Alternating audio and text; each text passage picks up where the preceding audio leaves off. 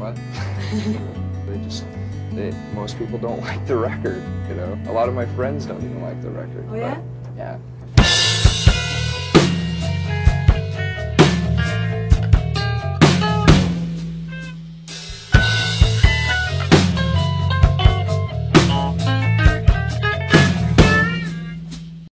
Oke, kali ini saya mau coba review atau lebih tepatnya mencoba memahami lagu-lagu di album Nirvana yang In Utero. Kenapa? Karena Definitely ini amat sangat menarik. Di samping sebagai album studio ketiga atau yang terakhir, kayaknya ini emang disiapin oleh Kurt sadar nggak sadar sebagai final albumnya Nirvana. Masa iya sih? Oke, mari disimak. Serve the Servant. Lagu ini temponya bisa dikatakan sedang ya. Maksudnya nggak kenceng, nggak juga pelan banget gitu. Biasanya lagu pada track pertama itu kebanyakan adalah lagu andalan atau yang dirasa bakal menjadi hit mereka. Tapi nggak semuanya juga sih. Terkadang juga ada campur tangan dari label dalam menentukan track lagu pada sebuah album. Namun dalam hal ini, Nirvana gitu loh, band besar dengan seorang Kurt Cobain.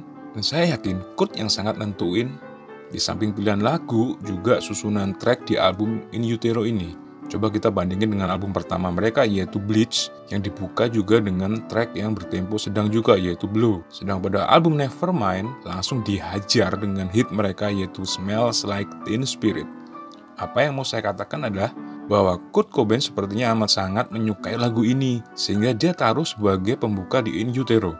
Lagu ini kayaknya nyeritain tentang kehidupan pribadinya dia. Well, emang sih kebanyakan lagu-lagunya Nirvana banyak menceritakan hal-hal tersebut dengan gaya absurdnya. Namun di lagu ini, Kurt sangat jelas menggambarkan masa kecilnya dengan efek perceraian orang tuanya dan dendam kepada ayahnya yang pergi meninggalkan keluarganya. Untuk musiknya sangat kedengar catchy abis. Dengan nge-rock dan roll dari melodinya kerasa banget dengan sound yang grunge dan rock tentunya. Itulah kenapa Kurt suka banget sama lagu ini dan ditaruh di awal. Dan kayaknya ia juga mampu mengendalikan emosinya pada lagu ini dengan baik. Fakta juga dari Chris Novoselic kalau ia bilang lagu ini adalah satu-satunya track di In Utero yang tanpa melalui proses rekaman demo dahulu. Alias Kurt sudah menyiapkan lagu ini serapi-rapinya dari rumahnya. Wow, keren banget ya. Shameless Apprentice. Pada track kedua, Nirvana langsung menghajar dengan ciri khas mereka. Temponya lumayan cepat dan Kurt bernyanyi dengan gaya vokal yang luar biasa. Teriakan serak khasnya menjadi harmoni pada lagu ini. Lirik lagu ini berdasarkan novel pembunuhan favorit Kurt Cobain yang berjudul The Perfume.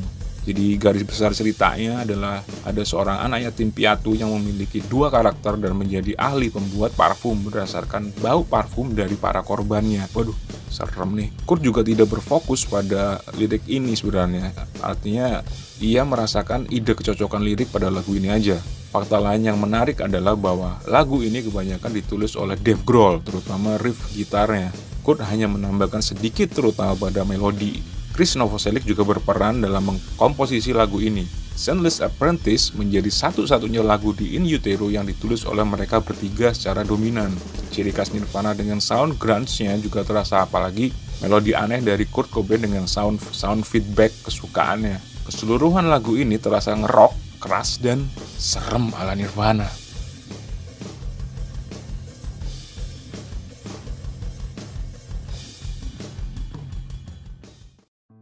Heart Shaped Box.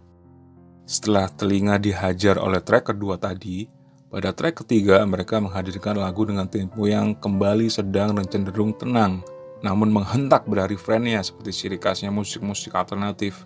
Lagu ini juga menjadi lagu yang mengalami take berulang-ulang barengan lagu Penny Royalty. Untuk liriknya, Kurt lebih suka mengatakan terinspirasi dari tayangan TV tentang anak kecil yang menderita kanker dan itu menjadi perhatiannya. Namun banyak juga yang mengatakan kalau ini adalah lagu cinta ala Kurt Cobain. Lagu yang ia buat saat katakanlah ia lagi bucin sama Courtney Love. Namun seperti biasa, Kurt tak akan mudah untuk mengakuinya secara langsung. Secara keseluruhan, lagu cinta ini unik dan sungguh enak banget didengar.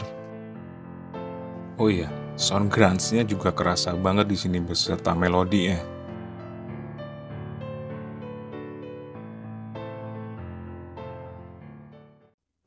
Rape Me. Lagu pada track keempat ini judulnya juga udah serem ya, dan menimbulkan berbagai macam persepsi yang mengarah-arah kontroversi. Kalau didengerin, sekilas musiknya beraroma Smells Like Teen Spirit dengan sedikit beda pada ketukan dan juga komposisinya tentunya. Kebanyakan lagu-lagu di album ini ditulis Kurt pada masa era sebelum Nevermind. Kurt Cobain bersikeras bahwa ini lagu adalah anti-rapping. Dan musik alternatif rock yang disajikan ala Nirvana ini pada lagu ini terasa banget, terutama cara Kurt berteriak menjelang akhir lagu. Lirik lagu sekali lagi adalah tentang anti pemerkosaan dan Kurt sangat cerdas dalam menulis liriknya. Meski ia tidak menggambarkan secara jelas, namun secara tidak langsung Kurt menunjukkan kondisi di mana ketenaran telah menghantui kehidupan pribadinya dan ia sangat membencinya. Lagu ini adalah semacam protes keras seorang Kurt kepada media dengan apa yang telah mereka lakukan selama ini terhadap kehidupan pribadinya, terutama keluarganya.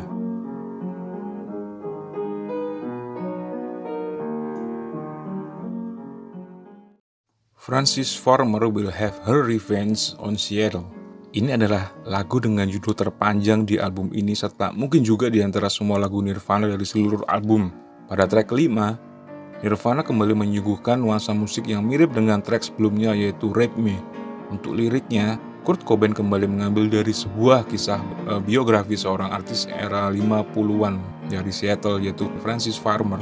Artis ini mengidap paranoid schizophrenia, semacam penyakit mental yang akut dan harus berada di rumah sakit jiwa selama kurang lebih 7 tahun. Kurt sangat tertarik dengan kisah ini di mana menggambarkan kondisi yang mirip dengan dirinya saat itu. Bukan penyakitnya ya, namun kondisi di mana ia tidak menyukai kepopuleran, kekepoan media tentang kehidupan pribadinya. Lagu ini memang kekuatannya ada pada lirik di mana Kurt mencoba menyampaikan apa yang menjadi concern dia saat itu. Lagu ini sebenarnya sudah ditulis pada tahun 1992, namun liriknya saat itu belum pasti, hingga Kurt akhirnya memasukkan kisah Frances Farmer ini.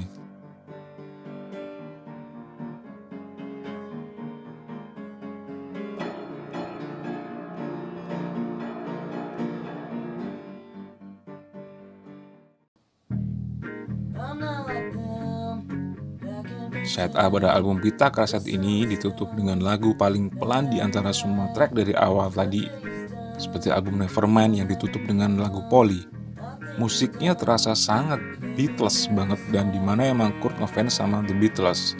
Salah satu yang menarik adalah Nirvana memasukkan unsur instrumen lain di mana tidak ditemukan pada album-album sebelumnya, yaitu cello. Sedangkan untuk liriknya, Kurt menjelaskan bahwa ini hanya tentang sebuah kehidupan sederhana, seperti seseorang yang menyadari bahwa ia bodoh namun menikmati kehidupannya. Well, ini kayaknya menceritakan bagaimana dirinya pada masa lampau, seorang Kurt Cobain pada masa itu. Kurt memang jago dalam menulis dan mengaburkan liriknya. Secara keseluruhan, lagu ini cukup santai dan enak didengar, bahkan kita bisa ikut bernyanyi meski hanya dari refrainnya aja. Cobain aja deh pas nyetir atau melamun melihat jendela saat di perjalanan atau juga bahkan saat bekerja dikejar deadline.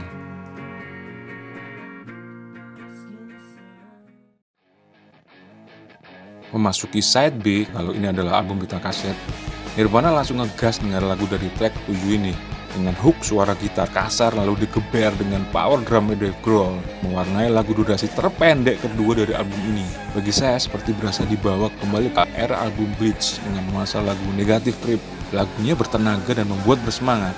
Bagi saya pada awalnya, saya berpikir bahwa Cobain sepertinya tidak terlalu mempedulikan tentang lirik pada lagu ini. Namun saya penasaran, karena Kurt seorang yang satirnya parah dan jago nulis lirik lagu. Saya terpaku dengan judulnya, lalu saya liatin lagi, tetap aja bingung. Very Ape adalah semacam istilah.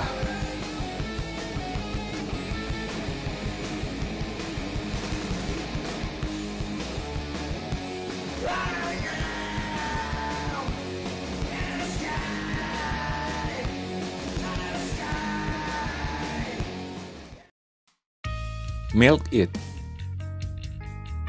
Meski nggak sekenceng track sebelumnya, namun it's very loud song.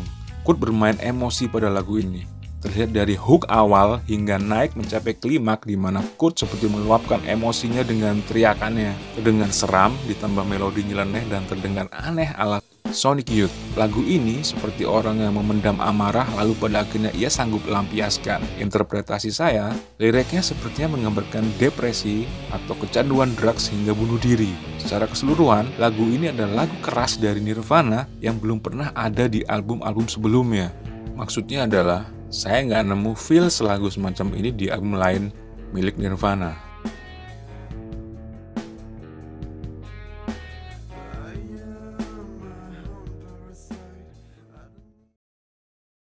Penny Royalty. Setelah telinga dihajar dengan emosi yang meledak-ledak di track sebelumnya, pada track ini lebih kalem. Moodnya seperti track pertama, Serve the Servant. Faktanya juga, lagu ini ditulis sejak tahun 1990 bersama Dave Grohl. Sepertinya ini menjadi lagu favorit kedua Kurt Cobain di album ini, di mana ia juga menyanyikannya sendiri pada acara MTV Unplugged.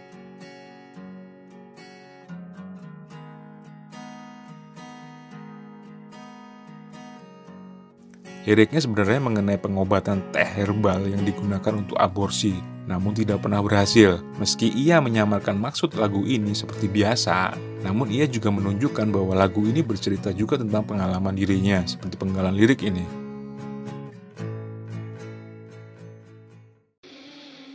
Radio Friendly Unit Shifter. Pada track berikutnya, santai namun kenceng. Wah, gimana itu ya? Seperti mendengarkan lagu Sonic Youth namun dibawakan oleh Nirvana pada awal lagu ini. Kurt akhirnya bereksperimental dengan sound gitar dan riff yang tidak ditemukan di album-album sebelumnya. Secara pribadi, lagu ini menjadi favorit saya di album In Utero dengan musik penuh efek gitar delay dan lolongan suara gitar yang aneh. Moodnya juga landai, artinya bukan penuh emosi kesedihan maupun kemarahan. Lagu ini sepertinya kuat di musiknya, tanpa bermaksud tidak mengindahkan liriknya.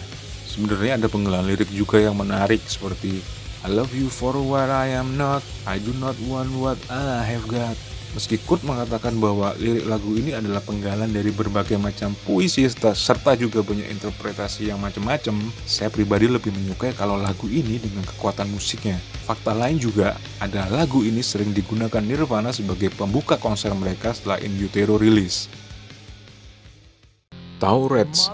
Pada track ke-11 ini, mereka bertiga langsung menghajar telinga dengan lagu paling kencang, keras, dan paling pendek di album ini. Lagu ini sangat powerful dengan suara teriakan Kurt Cobain seakan menyayat-nyayat namun membuat penonton pasti langsung bersemangat di mosh pit. Kurt seperti bernyanyi dengan lepas meski yang terdengar hanya kalimat My Heart. Di setiap liriknya lalu kata Hey. Liriknya juga pendek dan menimbulkan berbagai macam interpretasi tentunya. Namun saya tertarik pada kalimat dan kata yang disebut tadi karena hanya itu yang terdengar jelas di telinga. Dan di awal sebelum lagu ini dimulai, Kurt mengatakan moderate rock, yang mungkin semacam warning bahwa ini semacam lagu rock yang tidak lazim di telinga. Dari judul Tourette adalah semacam bahasa medisnya adalah perilaku medis pada saraf tubuh dengan gerakan yang dilakukan berulang-ulang serta suara yang tak terkendali. Entahlah, mungkin Kurt menggambarkan lagu ini seperti itu, pendek dan berulang-ulang dengan suara yang tidak lazim tentunya. All Apologies.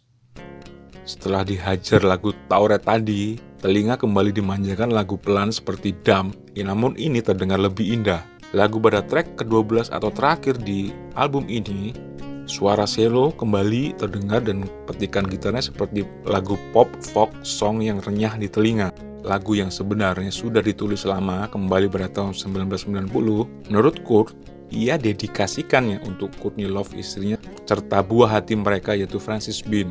Bukan liriknya, namun mood lagu ini. Sedangkan liriknya mungkin lebih secara personal ya dari seorang Kurt dengan rasa keprihatinannya pada apa yang ia alami.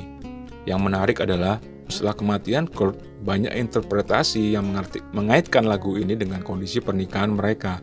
Well, dengan tidak bermaksud menjudge, biarkan lagu ini dinikmati dengan nyaman terlepas dari berbagai macam interpretasi dan kontroversi tentunya. Secara keseluruhan, lagu ini seperti cocok banget sebagai penutup dari segala karya musik yang ia buat bersama Nirvana.